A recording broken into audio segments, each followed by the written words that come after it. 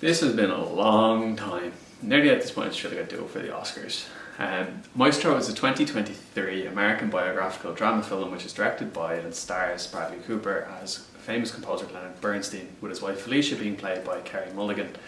The film is all about their relationship and the way in which they grow together after meeting one another at a party, with Bernstein going on to become a famous composer and conductor, and the story reviewing their relationship and subsequent lives together alongside any trials and tribulations that they may have had. Bobby! My dog wanted to say hi.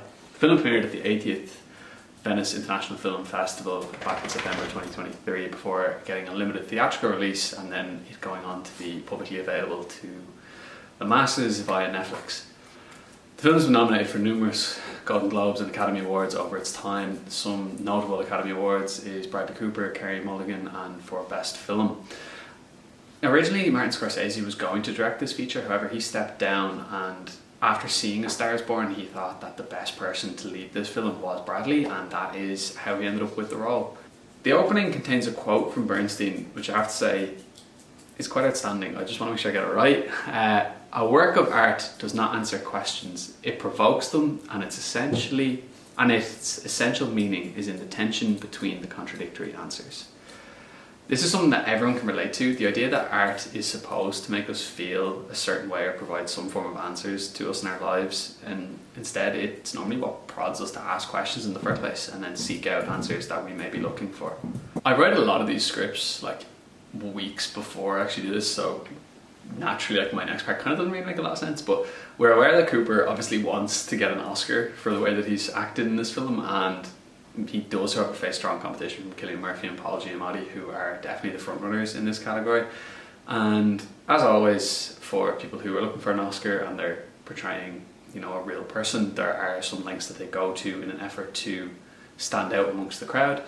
Bradley Cooper learned how to conduct and wore multiple prosthetics throughout this film in an effort to better assimilate into Bernstein himself.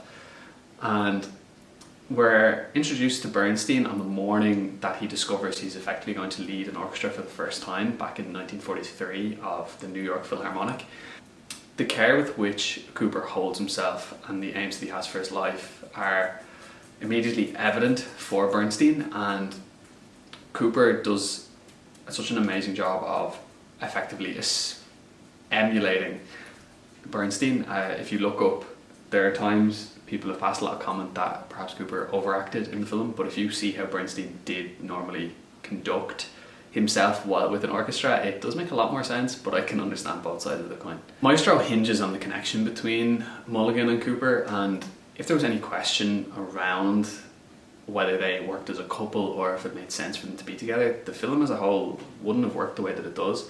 By having them bounce off one another and effectively become a story point throughout, with them meeting so early, pivoting around that, and then the way in which their relationship evolves and sometimes has its own struggles alongside that, does make it so much more interesting for the viewer to at least try and guess how it's going to work out.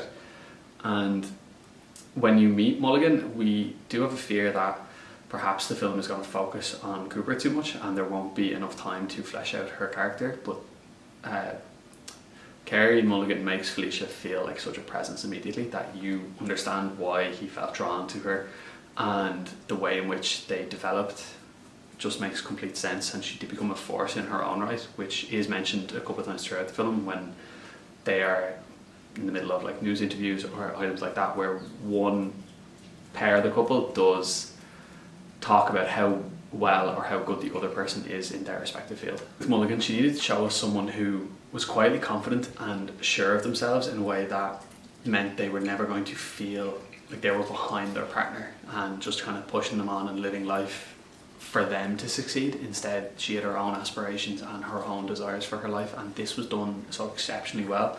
Whereas with Cooper, we understand that Bernstein loved his wife, loved his work, but they weren't the only things that he loved. There were quite a few things that Bernstein struggled with throughout his life, and we're able to see those. He did have his vices, drug abuse, alcohol consumption, and while married to Carey Mulligan, he did have quite a few affairs, be they with men or women.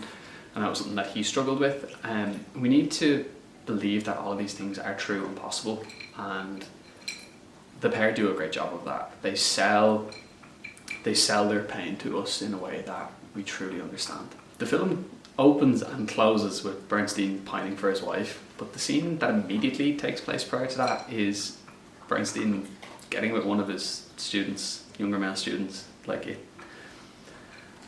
I don't necessarily know if that was the way to go about it. I think it's an attempt to show you the undying connection that was between Felicia and Leonard, but placing it where they did, the scene prior to that, it does also show you that while he may have loved his wife to an exceptional level, he didn't love her enough to stop who or what he was as well. I think when it comes to the film itself, it can be quite long, and is it something I would be rushing to watch again? Probably not.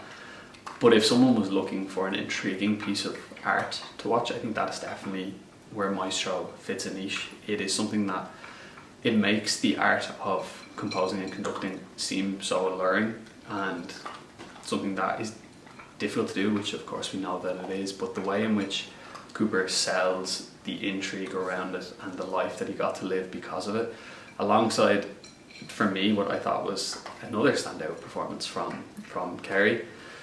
The fact that she didn't win her Oscar a few years ago for Promising Young Woman still kind of hurts me. I thought she did an outstanding job in that, and I don't think she has much of a chance in this either. But you're able to see that the way in which they consistently bounced off one another and performed at such a high level, that the way in which the film derives that kind of interest from is something that is definitely missed in quite a few biopic features, but here I think they did it quite well. So I think if you're looking for a film to watch you've never seen before, I'd recommend it, but if someone is telling you that they've seen it before, they won't be in a rush to watch it again. Which kind of part of the course for most films nominated at the Oscars, though, in fairness, isn't it?